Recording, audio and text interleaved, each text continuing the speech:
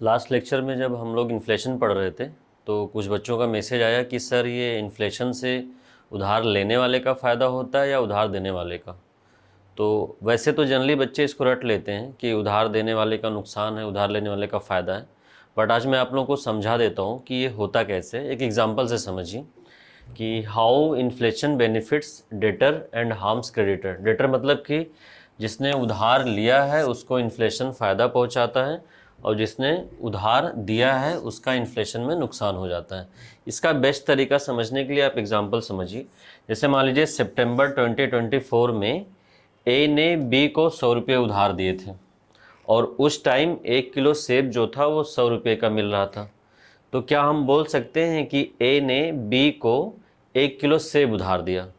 क्योंकि 100 रुपया उधार दिया इसने, इसका मतलब क्या हुआ कि ए ने बी को 1 किलो सेब उधार दिया। अब हम नेक्स्ट देख लेते हैं। मान लेते हैं नेक्स्ट ईयर ये हुआ कि सितंबर 2025 में बी ए को 100 रुपये लौटाएगा।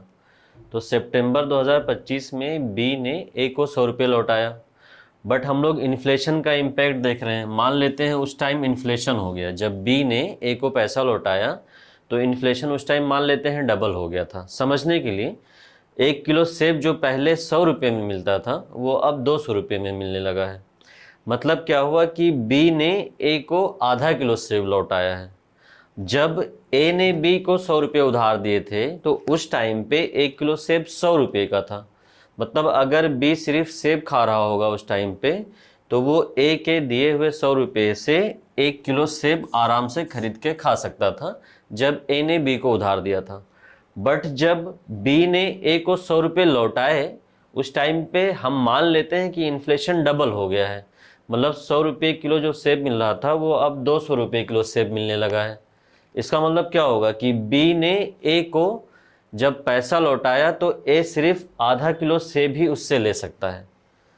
ए ने जब बी को 100 रुपये उधार दिया तो बी ने उससे 1 किलो सेब लिया, लेकिन बी ने जब ए को 100 रुपये लौटाया तो इन्फ्लेशन की वजह से अब ए सिर्फ आधा किलो सेब ही खरीद पा रहा है। इसलिए ए ने जो उधार दिया था 1 किलो सेब, जब उसको ए को उधार वापस मिला तो उसको आधा किलो सेब मिला। इस वजह से आप समझ सकते हैं कि जब भी इन्फ्लेशन होता है तो उधार देने वाले का नुकसान होता है, मतलब क्रेडिटर का नुकसान होता है, और उधार लेने वाले का मतलब डेटर का फ़ायदा होता है। आई होप समझ गए होंगे आप लोग ये।